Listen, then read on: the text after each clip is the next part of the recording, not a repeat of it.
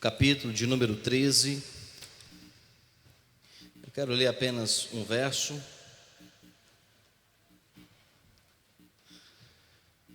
Carta de Paulo aos Romanos, capítulo de número 13.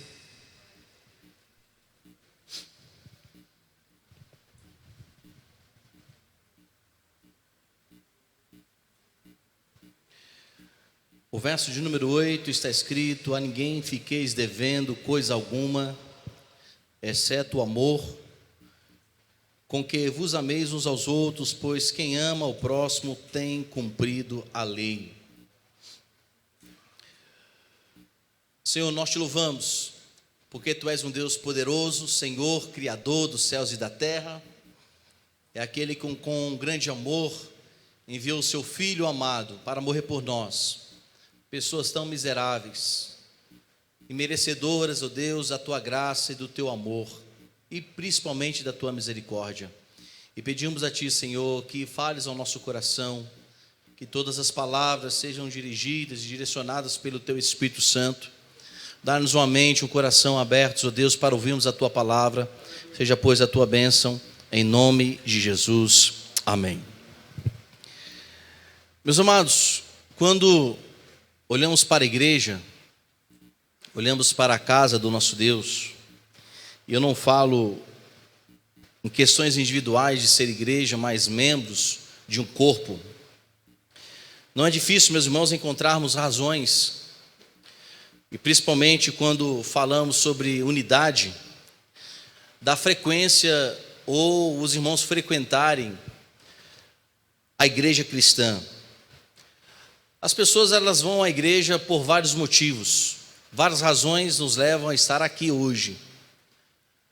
Alguns, porém, como nesses últimos dias, estão indo à igreja por um fator de curiosidade, para saber se a igreja mantém-se viva ou se ela continua declinando. Alguns vêm com essa razão, até mesmo tiram selfies, fazem gravações para ver se a igreja de Cristo ela realmente está viva como deveria. Outras, porém, torcem para que a igreja venha desfalecer, para que os seus argumentos sejam substanciais ou sejam justificados. Outros vêm à casa do Senhor por razões de talvez buscarem não em Deus, mas nas bênçãos de Deus, os seus tão desejados pedidos para que eles possam ser cumpridos. Outros vão, irmãos, à igreja porque eles se sentem no dever de estar na casa do Senhor. Outros, porém, o fazem por desencargo de consciência.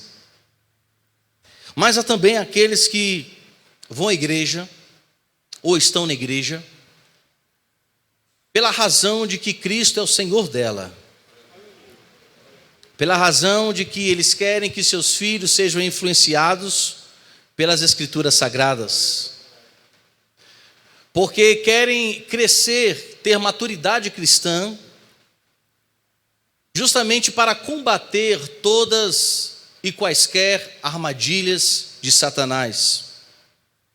Assistir à igreja, para muitos alivia, meus irmãos, a culpa.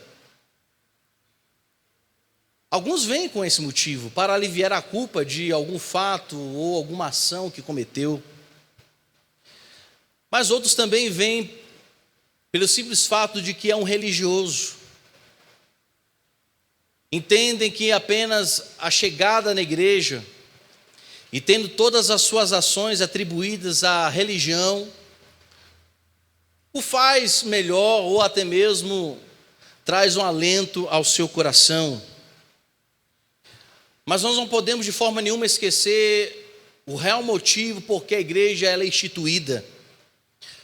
Jesus Cristo, meus irmãos, quando veio este mundo para morrer por nós, pessoas tão miseráveis, como mencionamos na oração, porque nós somos, e precisamos entender que nesse processo da instituição da igreja, somos instrumentos de Deus para proclamarmos o evangelho, e esse evangelho deve ser para toda criatura. E E quando nós estamos afastados, nós estamos distantes da vontade de Deus, logo nunca vamos entender o real processo da instituição e do progresso da igreja aqui nessa terra. A morte de Cristo pelos seus ungidos, a morte de Cristo para aqueles também que haveriam de ser resgatados. Aí vem a questão do atributo divino, de saber todas as coisas. Mas nesse processo como igreja, devemos sempre, continuamente descobrir qual é a razão por que estamos aqui. E qual motivo verdadeiramente Cristo, Ele institui a sua igreja no meio de um sistema, como uma tradução que até nós mencionamos hoje de manhã na rádio, que King James ele traz uma tradução de Efésios capítulo 6, que as armaduras que nós temos, que buscamos e precisamos ter, é para resistir a um sistema de trevas. Então a armadura que devemos ter é para que possamos resistir a um sistema que está em trevas, aonde o mundo é jaz do maligno, aonde o mundo e o seu sistema, um sistema, meus irmãos, corrupto, que tem também influenciado, infelizmente, a própria igreja de Cristo Jesus, ao ponto de muitos irmãos concordarem com o aborto, com a homoafetividade, concordarem, meus irmãos, com a mentira, concordarem com qualquer tipo de corrupção, de facilitações ilícitas. A razão por que Cristo institui a igreja e morre pelos pecadores é para que essa igreja seja o exemplo verdadeiro de uma moralidade não humana apenas, mas de uma moralidade bíblica, instituindo não apenas o corpo de Cristo neste mundo, mas fazendo com que esse corpo seja o exemplo para a sociedade no mundo que vivemos nos dias de hoje. E precisamos voltar a Deus, e entendemos que a nossa união, o nosso ajuntamento, os membros de Cristo que fazem parte desse corpo, qual, como Paulo escreve aos Colossenses, que Ele é o cabeça deste corpo todinho, é essa cabeça que movimenta os membros, que dá coordenação aos nervos e aos ossos, que dá sustentação, justamente, meus irmãos, a qualquer parte que nós desconhecemos do corpo. Esse cabeça que nunca foi vencido pela tentação, que supostamente muitos acharam que a própria morte haveria de acabar, de aniquilar e gerar desesperança no coração de todos aqueles que estavam crendo no Jesus Cristo, que operava milagres, curava as pessoas, ressuscitava os mortos. Agora está submetido a uma cruz, sendo condenado como se fosse qualquer outro bandido, qualquer outro marginal, que não reconhece e nem quer mudança. Com um dos que estavam com ele, não reconheceu o seu pecado e ainda proferiu palavras de ironia a um Jesus Cristo, a um Senhor, que se ele entendesse que quem estava morrendo era o Salvador, não diria aquelas palavras de ironia para aquele Cristo Jesus, Filho do Deus Altíssimo, que se fez maldito por aquele que estava do lado dele, que carregou as dores. Ele não estaria de forma nenhuma ironizando aqueles que estavam no meio. E quando nós olhamos para a igreja ela precisa sim brilhar. E uma das maiores armas que o inimigo ele já tem levantado nos dias de hoje, não é destruir a igreja de fora para dentro, mas de dentro para fora. E infelizmente, muitos estão como Pedro, anda com Jesus, mas tem certa hora que é usado pelo diabo e precisa ser repreendido pelo nome de Jesus Cristo. A igreja ela deve ser considerada um lugar de ir, sim, e este é o lugar de nós irmos, de virmos, de estarmos. O salmista fala que, bem-aventurado, quando estava dizendo sobre tantas questões, ele fala: olha, melhor estar na casa do Senhor um dia do que 1000 em outros lugares. E claro que ele não fala apenas uma questão física, mas uma devoção ao Senhor diariamente.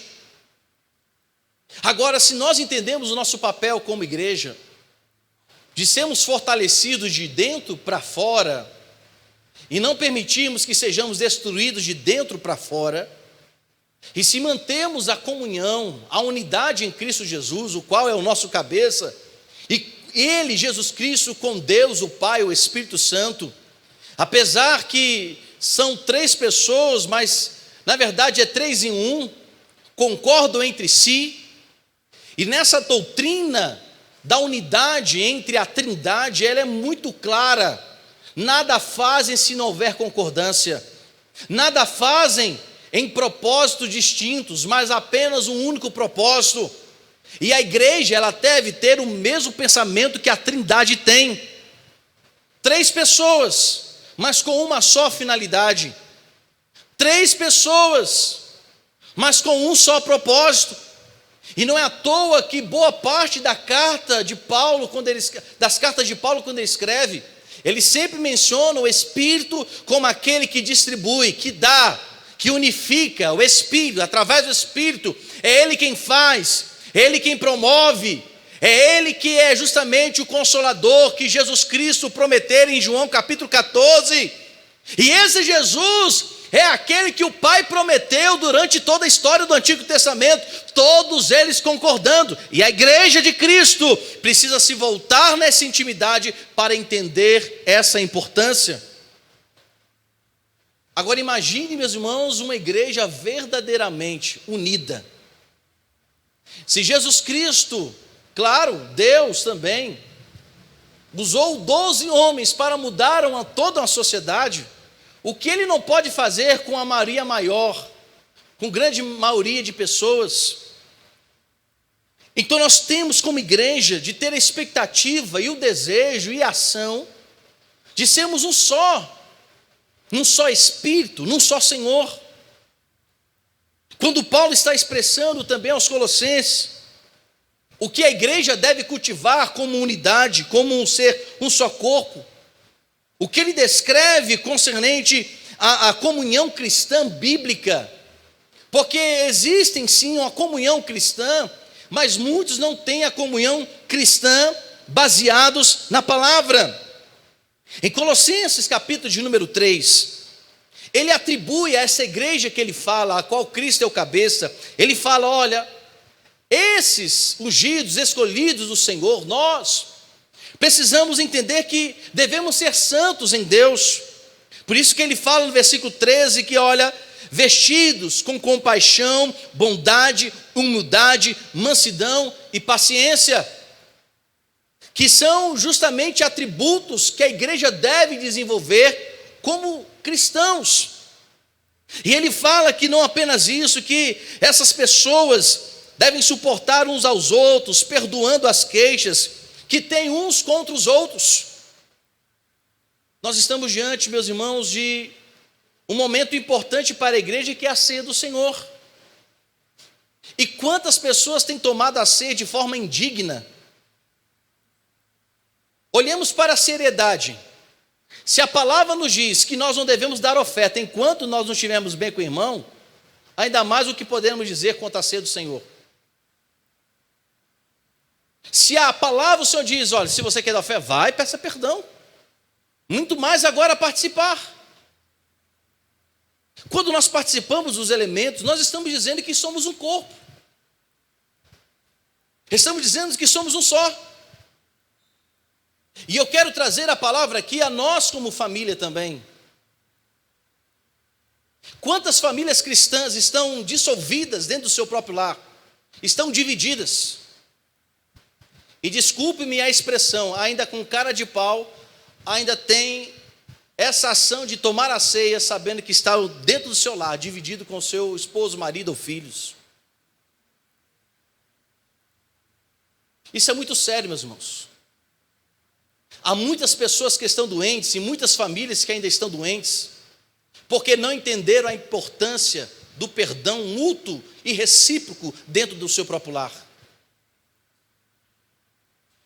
E se estão dessa forma dentro do seu lar, o que poderá dizer no corpo de Cristo,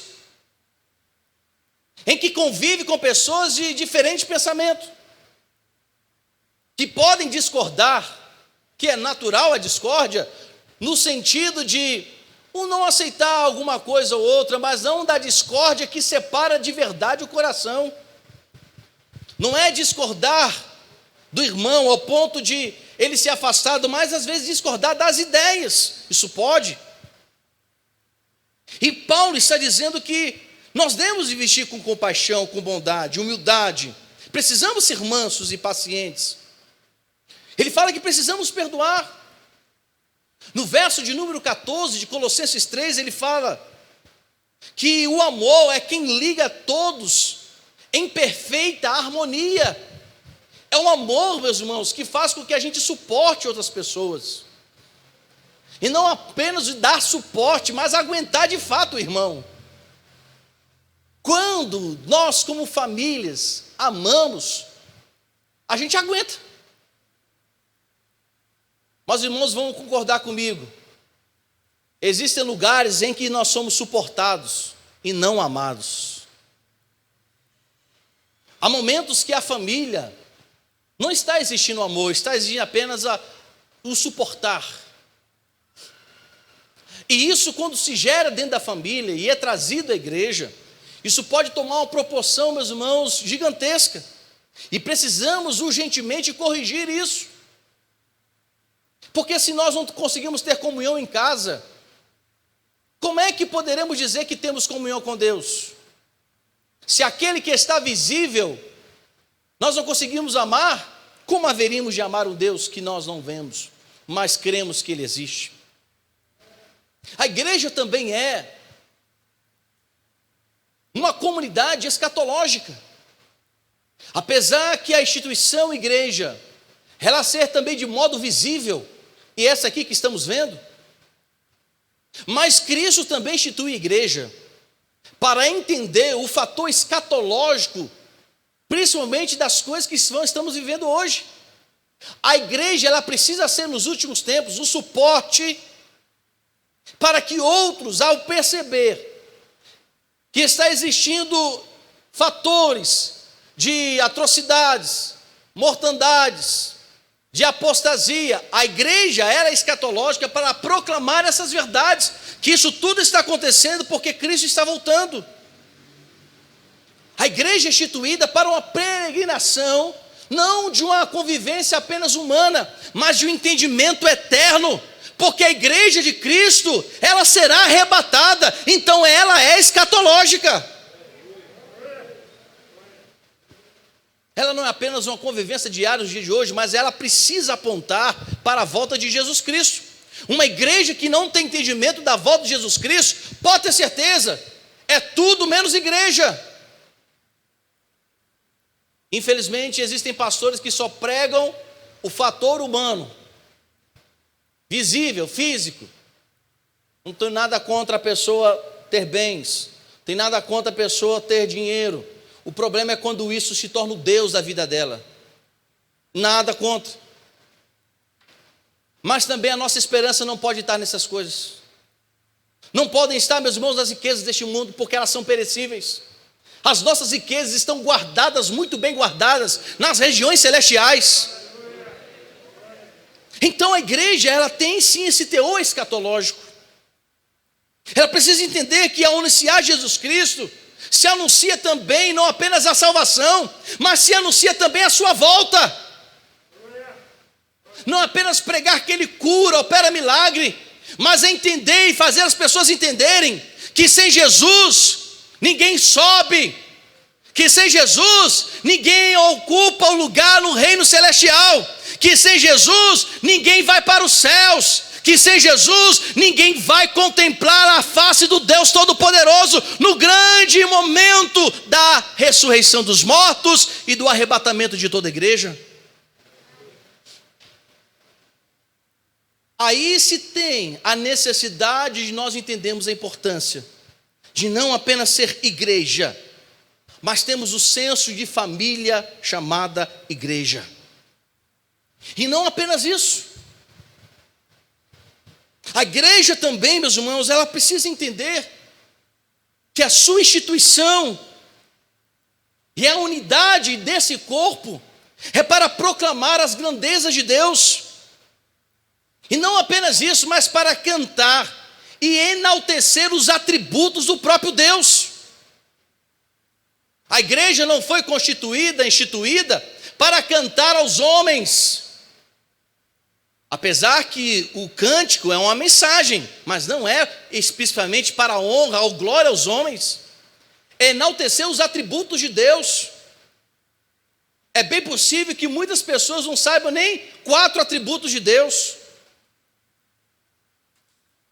Os hinos, grande parte de muitos hinos, eu não falo só apenas deste mundo, melhor dizendo, desse tempo, mas também muito tempo atrás, essa questão de hinos dirigidos aos homens. Tu és o cara, tu vai vencer, e nem sabe por que vai vencer. Ninguém vai te atingir, mas uma pessoa não sabe qual o meio do inimigo não atingir. Fala, você, ninguém vai te atingir, porque você escolheu de Deus. Perfeito, mas por que escolhido de Deus ninguém atinge? Por causa de Cristo. Então estamos vivendo também uma época em que a igreja também esqueceu do que é ser igreja. Que os hinos e seus cânticos devem sim, volto a ser enfático, cantar e enaltecer os atributos da Trindade. Meus irmãos, eu sei que isso parece ser besteira, mas você já parou para pensar que alguns hinos do dia de hoje atribuem Jesus, ou Deus, ou Espírito Santo a você? Você, Deus. Aí chega para a mãe, bênção, pai, o Senhor está bem? Aí muitos dizem, não, pastor, isso é uma relação de intimidade. Não, meu irmão, quem disse que se eu chamar de Senhor, eu não estou tendo intimidade com Ele? Eu estou tendo respeito. Mas muitos estão qualificando a Trindade como se fosse qualquer pessoa. Estão atribuindo Jesus Cristo, o nosso irmão também, nosso Deus, como se fosse qualquer pessoa. Meus irmãos, Deus soberano não é qualquer pessoa. Jesus Cristo também não é qualquer pessoa. O Espírito Santo também não é qualquer pessoa. O nosso relacionamento com eles não deve ser de qualquer forma. A gente não chega na casa do Senhor e faz o que quiser. Aqui é casa dele, quem manda é ele. Tudo é dele, é para ele, são todas as coisas.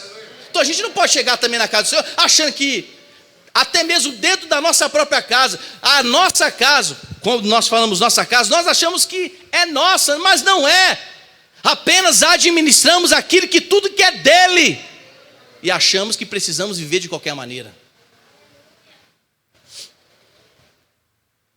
Quando nos reunimos para ouvir o que ele tem, nos reunimos, meus irmãos, para ouvir o que ele tem pela sua palavra.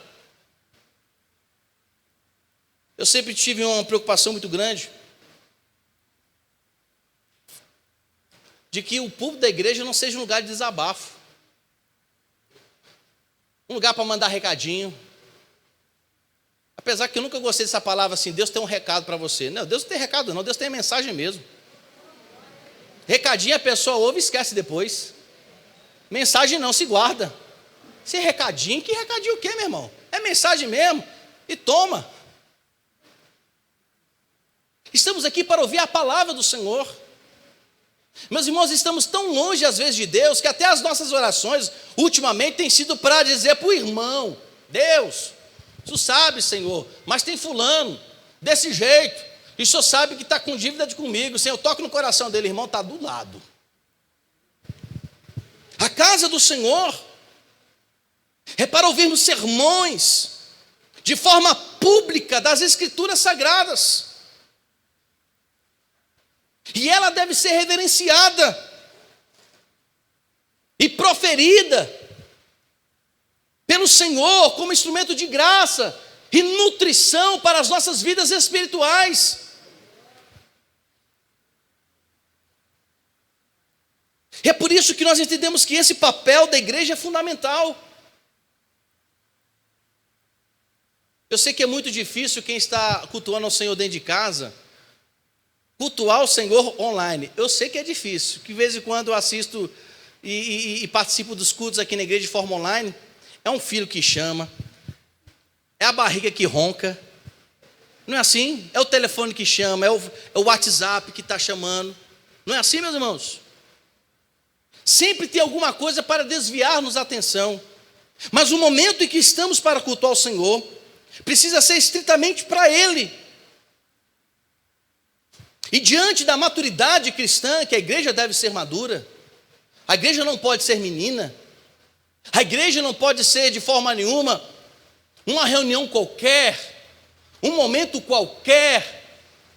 A casa do Senhor, quando nós nos reunimos como membros deste corpo, nos reunimos como igreja, precisamos entender que a igreja, ela precisa ter equilíbrio e maturidade para receber pessoas que não sejam também do nosso convívio, porque aqui deve ser sim o lugar em que haja o curativo de Deus, o tratamento divino de Deus, o tratamento específico do soberano, porque este lugar, sim, é um lugar de cura,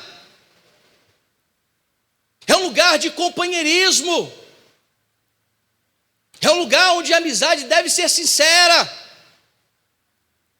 aonde nós precisamos entender que sem nenhum interesse particular ou escuso, queremos, meus irmãos, sobressair, não. É um lugar em que nós nos unimos para abençoar, e aqui há uma terapia divina, há uma cura divina, há um exercício divino do amor de Deus, há compaixão, e se também há tolerância. Por isso que Paulo escrevendo, dizendo, no verso 8, a ninguém fiqueis devendo no seu amor, porque o amor, ele tem interesse de ver pessoas curadas, o amor, ele tem o interesse de ver as pessoas restauradas, o amor não busca de forma nenhuma que o outro pereça, mas que essa pessoa seja impactadas. Então, quando nós estamos unidos, essa união de servos de Deus, de discípulos do Senhor, desse corpo de Cristo Jesus, que é a igreja, deve ser um lugar, meus irmãos, em que as marcas devem ser distintas de qualquer outra coisa. E quais são elas, as marcas distintas do mundo? É aquela que acolhe, é aquela que aceita, é aquela que inclui pessoas marginalizadas para serem transformadas em homens e mulheres dignas da sociedade. É inclusão de sociopatas, psicopatas. E eu vou dizer uma coisa aqui que talvez alguns irmãos fiquem até chocados: de homicidas. É lugar de incluirmos pessoas que foram marginalizadas. Para quê? Para que a igreja seja influenciada? Não, para que ela seja influência na vida dessas pessoas e elas sejam transformadas pelo poder que há no nome de Jesus Cristo. Mas estamos perdendo esse viés. É a convivência da diversidade de raças, é a convivência da diversidade de pensamentos, sim, é a convivência, meus irmãos, da diversidade de qualidade de vida, quem tem mais ou menos, sim, mas não com o propósito de mudar os princípios da palavra, mas com o propósito que a palavra e o poder que ela tem, através de Jesus Cristo, mude essas pessoas. Não é o lugar da aceitação do sistema em trevas, mas é o lugar em que nós, a partir daqui, saímos para modificar, pelo poder que é no nome de Jesus Cristo, vidas que estão enraizadas no pecado, que estão submetidas a Satanás, que estão, meus irmãos, totalmente opressas pelo inimigo. Essa sim é a igreja de Jesus Cristo, que sai para fazer a diferença e promover na vida delas a graça e o amor do nosso Senhor Jesus Cristo. A Bíblia nos fala que a igreja ela tem uma funcionalidade como igreja, como fraternidade, como comunidade. Eclesiastes capítulo de número 4, versículos 9 até o 12 diz: Melhor é serem dois do que em um, porque tem melhor pago do seu trabalho. Porque se um cair, o outro levanta o seu companheiro. Mas ai do que estiver só, pois caindo não haverá outro que o levante. Também se dois dormirem juntos, eles se aquentarão, mas um só, como se aquentará? E se alguém prevalecer contra um, os dois lhe resistirão, e o cordão de 10 dobras não se quebra depressa ou facilmente. Diante de Eclesiastes é aquela aqui que a gente não vai dormir todo mundo junto. Mas a ideia aqui é justamente, meus irmãos, do calor humano, da afetividade, no sentido de ter palavras que abençoam, de ter ações que abençoam. Porque se a igreja está unida, ela resiste mais. Quando o corpo de Cristo está unido, resiste às afrontas. Ela é solidificada. Ela não cai em desprezo.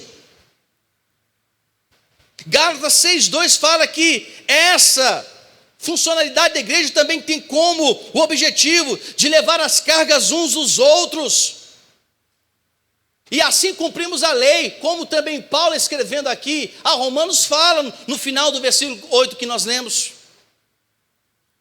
Filipenses 2, versos 3 e 4 diz, outra funcionalidade de pensamento da igreja, de ação: nada façam por ambição egoísta ou por vaidade, mas humildemente considerem uns aos outros superiores a si mesmos. Cada um cuide não somente dos seus interesses, mas também dos interesses dos outros. Esse também é o papel da igreja. Não é para mim, deve ser sempre para nós. Meus irmãos, vivemos, graças a Deus, eu creio que isso está, à medida que Jesus Cristo está voltando, isso vai se acabando em nome de Jesus Cristo. É quando nós tentamos departamentalizar a igreja, ou seja, já percebeu que na igreja, já falei isso aqui, existem vários departamentos, graças a Deus, mas muitas vezes é uma igrejinha chamada UHC, chamada UAC, chamada adolescentes, chamada mocidade, departamento chamado coral, às vezes igreja chamada coral, e outros corais, e outros grupos. Já pensou que muitas vezes nós fechamos a igreja em grupos e esquecemos que a igreja é um conjunto, não é apenas um departamento, são muito mais pessoas, e apenas queremos conviver apenas com aquele grupo. Tenta o pé se desencilhar da perna, vamos ver se ele sobrevive. Tente tirar a mão do corpo, quero ver se ela sobrevive. Tente tirar o braço, vamos ver se ela sobrevive. Meus irmãos, os departamentos dessa igreja, vocês trabalham assim como departamento, em questões específicas, mas ela deve abençoar todo o corpo de Cristo. Não pode ser algo específico, alguém, ou uma pessoa, um grupo. Todo grupo, este pequeno grupo, precisa abençoar os demais, porque somos igreja, não somos uma igreja departamentalizada. Aí vem, meus irmãos, o egoísmo, ou vem a altivez. O meu departamento é o melhor departamento da igreja. O meu grupo é o melhor grupo da igreja. Sai de reta, Satanás. Isso são falas, meus irmãos, de pessoas que não conhecem Jesus Cristo, porque quem conhece Jesus Cristo fala, nós somos a igreja. Estamos aqui para abençoar. Nós somos a igreja. Porque são essas palavras que dividem a igreja. São esses tipos de palavras altivas que geram soberba e queda. Não, nós somos um corpo. Nós somos igreja. E se formos realmente pessoas entendidas do Evangelho, compreender o Evangelho, meus irmãos, essa igreja não vai caber mais de gente, porque eu creio que não vai caber mesmo, em nome de Jesus Cristo.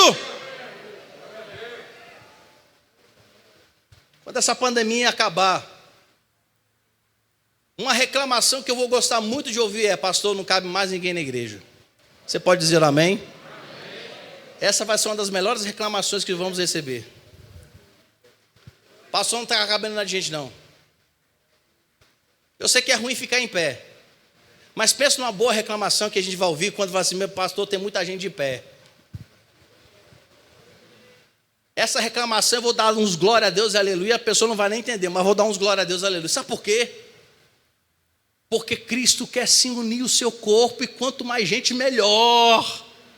Quanto mais pessoas salvas, meus irmãos, melhor. E que venham mesmo. E que venham os drogados, os prostitutos, e que venham mesmo para receberem a graça e o poder que há no nome de Jesus Cristo e serem transformados por este poder. Que venham. E a igreja trabalhe. Que o Senhor repreenda toda a preguiça no nosso meio. Não, pastor, eu sou crente de banco. Vá para o Banco do Brasil. Vá para o Santander. Vá para o Itaú. Vá para a Caixa Econômica Federal. Se quer ser crente de banco.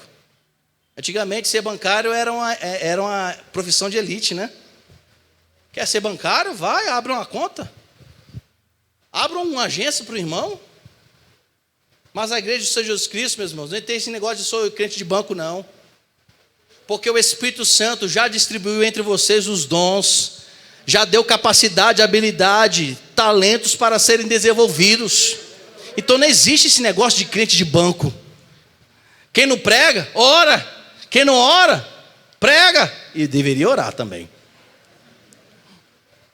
Mas eu estou falando questão de vocação. E se, pastor, eu não pregar, evangelize. E se não evangelizar, receba os irmãos na porta. E se não puder, cante. Oi? Abrace. Vamos deixar a pandemia acabar. E quem não prega não canta, aconselhe. Agora não seja pedra de tropeço não, meu irmão. Está igual os fariseus. Não deixavam o povo entrar, eles não entravam nem deixavam o povo entrar. Meus irmãos, todos nós somos vocacionados por Deus. É claro que existem coisas específicas, mas todos nós somos chamados. E isso é igreja. A igreja não é algo parado. Somos funcionais sim, diante do Senhor. Precisamos usar. Se você não é pastor da igreja, é um missionário, vai em nome de Jesus Cristo e prega o evangelho. Então todos nós fomos chamados, e a igreja precisa ter esse entendimento, mas não fazendo por ambição, não fazendo para que o seu nome seja elevado, ou proclamado, ou anunciado, fulano de tal. Não, quem fez foi Jesus. Importa que ele cresça e que nós diminuamos. Importa que ele seja o Senhor e continuemos sendo servos. Então o texto está apresentando aqui em Filipenses, em Eclesiastes, e como nós lemos também em Gálatas, que são provas que a igreja do Senhor, ela deve ser dinâmica.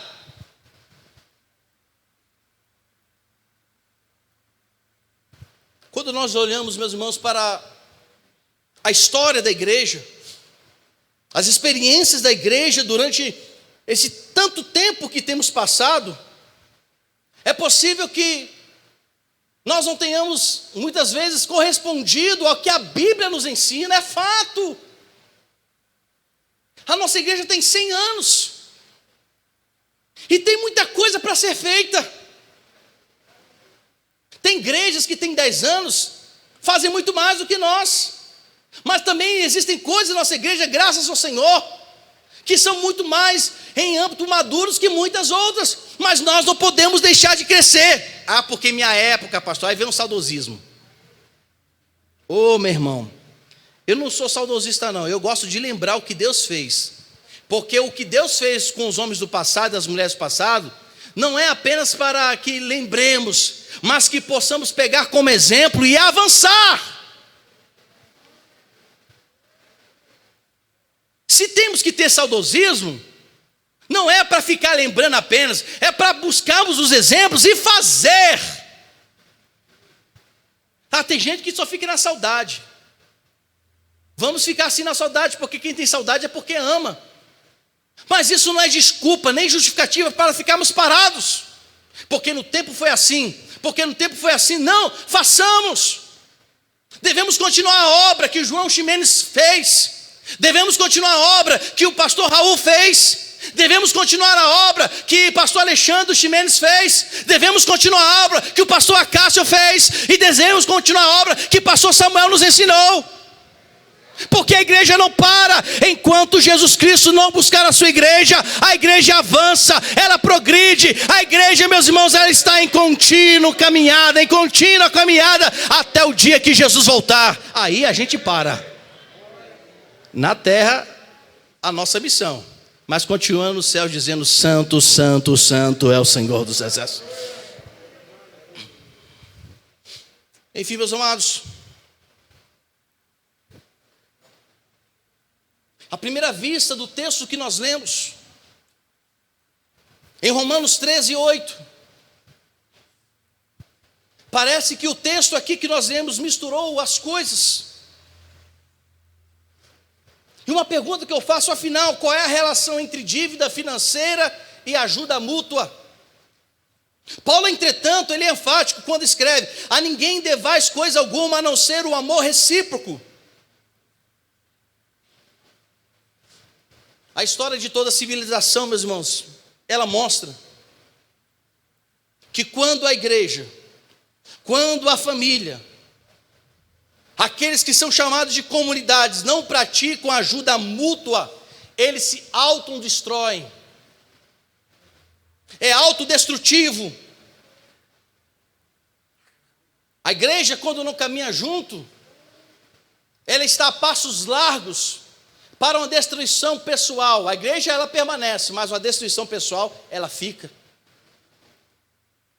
E a Bíblia, que Paulo está descrevendo justamente a importância do amor recíproco, como mandamento. Porque aqui, meus irmãos, o que está dizendo que a natureza essencial do amor é a postura de reagirmos, de exercermos o amor, de exercermos o que Cristo nos ensinou, de ter uma atividade de amar, e não apenas de pensar ou de falar, mas de amor.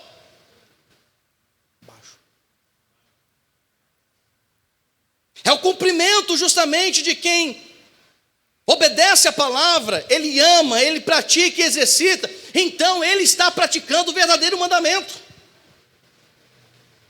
Por isso que ele fala que o amor deve ser recíproco.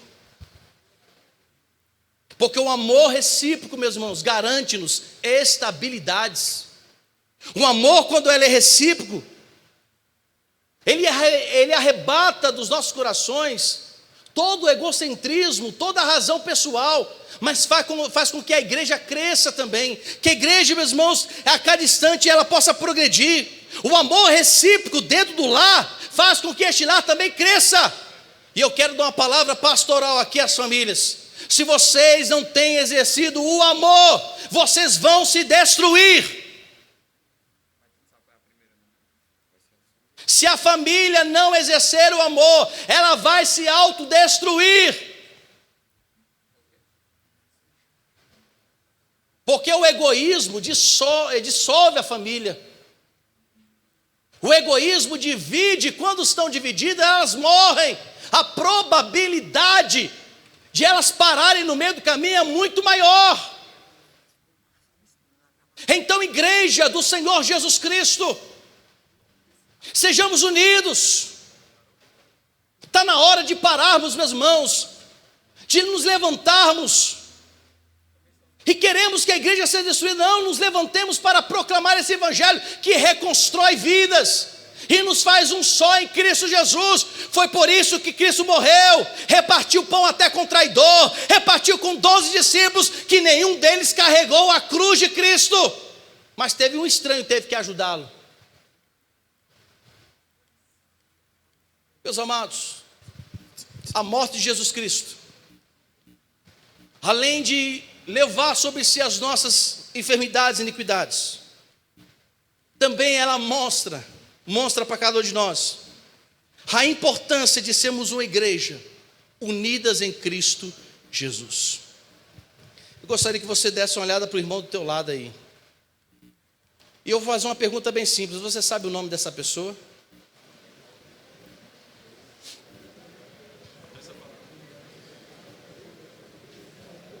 E a pessoa que está atrás de você, você sabe o nome dela?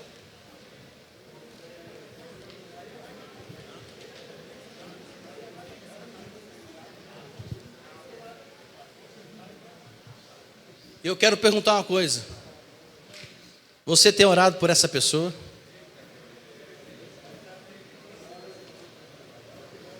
Eu quero lançar um desafio essa semana para os irmãos. Você vai perguntar o nome do seu irmão que está ao lado. Não vale família. E até domingo você vai orar por ela. Pergunte aí. Até domingo você vai orar por ela. Se não sabe o nome, pergunte. Já sabe o nome?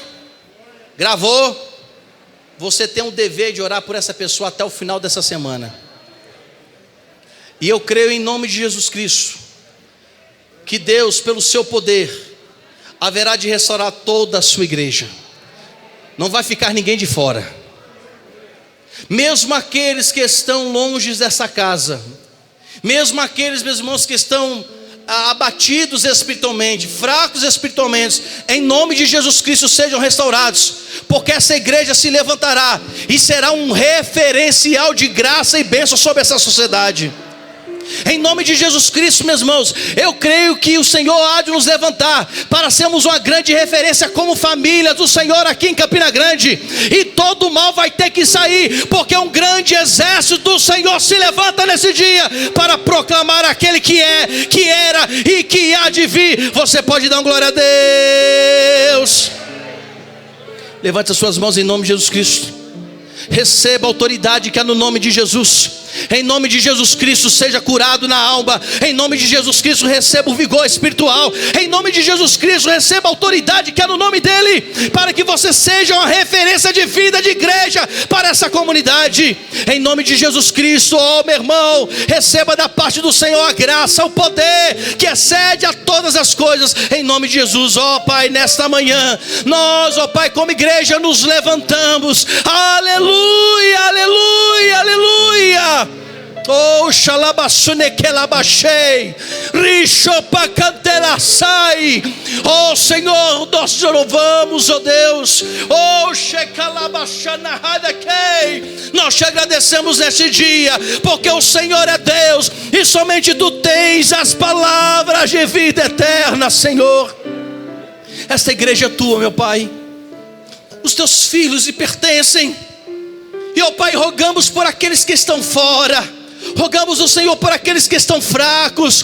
Rogamos o Senhor por aqueles que estão desviados. Senhor, o Teu Espírito Santo é poderoso para convencê-los. O Teu Espírito Santo é poderoso para mudar. O Teu Espírito Santo é poderoso para convencer. Oh Senhor, eu não sei os nomes dessas pessoas. Talvez algumas eu sei, Senhor, mas eu creio que o Teu Espírito Santo vai convencê-los. E eu creio que eles voltarão ao braço do Senhor e à Tua casa para manifestar o que o Senhor tem feito na vida de cada um deles.